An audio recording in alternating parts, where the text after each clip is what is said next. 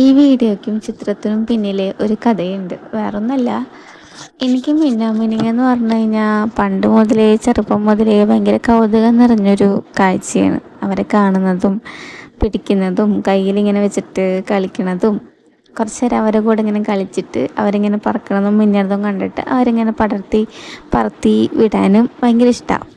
അപ്പോൾ ചെറുപ്പത്തിലൊക്കെ അത് കളിച്ചിരുന്നു. പിന്നെ കുറേ നാൾ നമ്മൾ തിരക്കിൻ്റെ ഇടയിൽ പഠിപ്പ് ജോലി അതിൻ്റെ ഇടയിൽ അവയൊക്കെ മറന്നു എന്നുവെച്ചാൽ നേരിൽ കണ്ട സാഹചര്യങ്ങളെ കണ്ട ഓർമ്മ വരും. പക്ഷേ തിരക്കിൻ്റെ ഇടയിൽ നമുക്കത് ഓർക്കാൻ കൂടി അങ്ങനെ ഒരു ഇല്ലാത്തൊരു കാലമല്ല ഇപ്പോൾ. അപ്പം ഇന്നെന്ന് പറഞ്ഞാൽ എൻ്റെ അവസ്ഥ എന്ന് പറഞ്ഞാൽ ഞാൻ കല്യാണം കഴിഞ്ഞ ഒരു കുടുംബിനിയാണ്.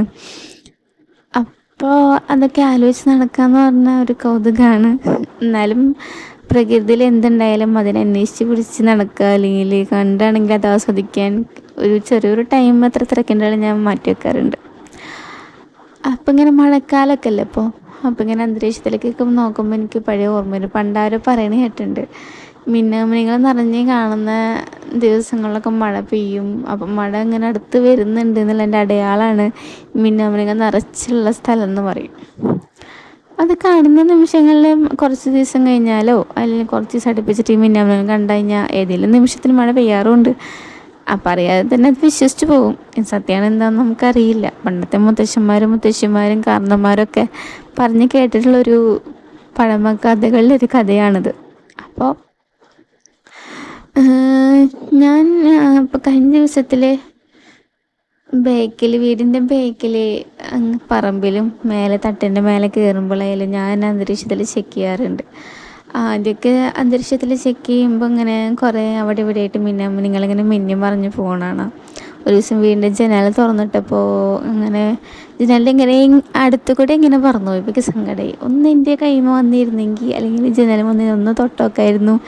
കുറേ നാളുകൾക്ക് ശേഷമുള്ള ആ ഒരു കൗതുകം ബാല്യകാല കഥകളിലേക്കൊരു ഓർമ്മ പോയി. പക്ഷെ കേട്ടില്ലെന്ന് കുറേ സങ്കടമായി. അതിന് ശേഷം തട്ടിൻ്റെ മേലെ കയറിയപ്പോൾ അവിടെയും കണ്ടു, എൻ്റെ അടുത്തു കൂടെ പറന്നു പോയി. അപ്പോഴും സങ്കടമായി. എനിക്കൊന്നും പിടിക്കാനും തൊടാനൊന്നും പറ്റിയില്ല. അപ്പം അങ്ങനെയൊക്കെ ആലോചിച്ചങ്ങനെ സങ്കടപ്പെട്ടിരിക്കുകയായിരുന്നു. പിന്നെ വീടിൻ്റെ ബേക്കിൽ രാത്രി ഇതേപോലെ എന്തോ ആവശ്യത്തിന് വേണ്ടി പുറത്തേക്ക് ഇറങ്ങിയപ്പോൾ ചെമ്മരും ഇരിക്കുന്നുണ്ട്. സന്തോഷം കൊണ്ട് എന്ന് പറഞ്ഞു കഴിഞ്ഞാൽ അത്രയും മലയോളം ആഗ്രഹിച്ച് കുന്നിക്കുരുവോളം കിട്ടുമെന്നാണ്. അപ്പം അതിലൊരു പോയിൻറ്റും കൂടിയാണ് ഇതെന്ന് പറയാം. കാരണം ഇത്രയും നാൾ ആഗ്രഹിച്ച് വിഷമിച്ച് സത്യം പറഞ്ഞാൽ അത്രയും വിഷമിച്ചു തേടി നടന്നിട്ട് അവസാനം കൺമുന്നിൽ തന്നെ വന്ന് പോവാണ്. അപ്പോൾ ചെമ്മരുമ കണ്ടപ്പോൾ സന്തോഷമായി. ഞാൻ അതിനെടുത്തു, കൈമ വെച്ചു, ഫോട്ടോ എടുത്തു, വീഡിയോ എടുത്തിട്ട് അവസാനം അതിനെ പറന്നു വിട്ടു, പറപ്പിച്ച് കളഞ്ഞു പൊക്കോട്ടെ വെച്ചിട്ട്. അതൊരു കുറച്ച് നേരത്തെ ഒരു കൗതുകം. ആ ഒരു കുറച്ച് നേരത്തെ സന്തോഷം എന്ന് പറഞ്ഞു കഴിഞ്ഞാൽ എന്താ പറയുക, വിലപ്പെട്ടതും അപ്പോൾ എന്താ പറയുക അത്ഭുതകരമാണെന്ന് പറയാം. അതിനുശേഷം എന്നും ഞാൻ വൈകുന്നേരങ്ങളിൽ വീടിൻ്റെ ബേക്കിൽ എങ്ങനെ നോക്കാറുണ്ട്. എന്നും ഇപ്പോൾ അവിടെ ഒന്നോ രണ്ടോ ആദ്യം ഒരാളുണ്ടായിരുന്ന സ്ഥാനത്ത് ഇപ്പോൾ 1, 2, 3 ആയി വന്നിരിക്കണു. ലൈറ്റ് ഇട്ട് കഴിഞ്ഞാൽ അവരൊക്കെ ഒരു പ്രാണി. ലൈറ്റ് ഓഫാക്കി കഴിഞ്ഞാൽ ഒക്കെ കിടന്ന് മിന്നിയാണ് കാണാൻ നല്ല രസമാണ്. പിന്നെ ഞാൻ നോക്കിയപ്പോൾ 3 ഉണ്ട്. ഇതിൽ ഒരാളെന്ന് പറയുന്നത് ഇങ്ങനെ ചെമരുമ്മ ഇങ്ങനെ ഞെണ്ടിയിട്ട് കിടക്കണ ലീവിൽ ഞാൻ ഇങ്ങനെ ആടി നിൽക്കുന്ന ലെവലിലായിരുന്നു. അപ്പം ഞാൻ എന്താണെന്ന് വെച്ചിട്ടാ അതാണെങ്കിൽ അത് മാത്രം പ്രത്യേകം മിന്നി നിൽക്കുന്നുണ്ട്. അടുത്ത് ചെന്ന് നോക്കിയപ്പോൾ അതിനെ എട്ടുകാലി തിന്നാൻ പോവുക. എട്ടുകാലിയുടെ വലയത്തിൻ്റെ ഉള്ളിൽ പെട്ടിട്ട് അതിന് പറക്കാൻ പറ്റുന്നില്ല. പിന്നെ ഞാനിങ്ങനെ പിടിച്ചിട്ട് ഇങ്ങനെ കളിക്കാൻ വേണ്ടിയിട്ട് കയ്യിലെടുക്കുമ്പോൾ എല്ലാവരും എന്നെ ചീത്ത പറയും. കേട്ടും ഞാൻ ഇത് വിടാറുമുണ്ട്. അപ്പോൾ ഇത് കണ്ടപ്പോൾ എനിക്ക് നല്ല സങ്കടമായി. അപ്പോൾ അതിനെ രക്ഷിക്കാൻ തോന്നി. അപ്പോൾ എട്ടുകാലിനെ മാറാമ്പല തട്ടി മാറ്റിയിട്ട് മിന്നാമിനിങ്ങനെ എടുത്തു. പക്ഷെ അതിന് ജീവനില്ലായിരുന്നു. എനിക്ക് സങ്കടം വന്നു. എന്നിട്ട് ഞാൻ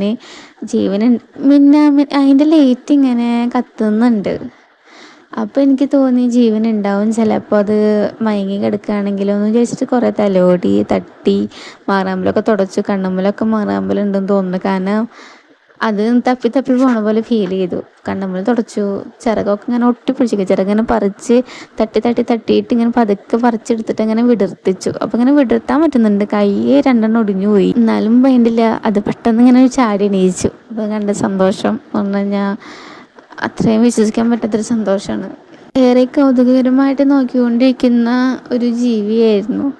അതിന് അപകടം പറ്റിയത്, അതിനെ രക്ഷിക്കാൻ പറ്റിയതും അതിന് ജീവൻ തിരിച്ചു കിട്ടിയെന്നും പറയുമ്പോൾ അത്രയും സന്തോഷം എനിക്കുണ്ട്.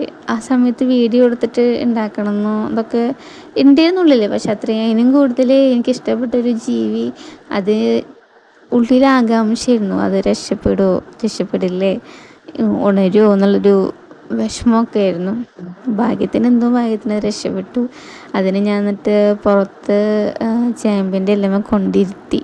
ആ ഒരു ഫോട്ടോ വീഡിയോ മാത്രമല്ല, അതിങ്ങനെ പറന്നിങ്ങനെ പതുക്കെ ഇങ്ങനെ നീങ്ങി നീങ്ങി പോകാൻ നോക്കുന്നുണ്ട്. അതാണ് ഇന്ന് എനിക്ക് തോന്നിയ ഒരു സന്തോഷം എന്ന് പറയുന്നത്. ഇരുന്ന് കാത്തിരുന്ന് അവയെ ആസ്വദിക്കാനും ആപത്തിൽ നിന്ന് രക്ഷിക്കാനും എനിക്ക് കഴിഞ്ഞു.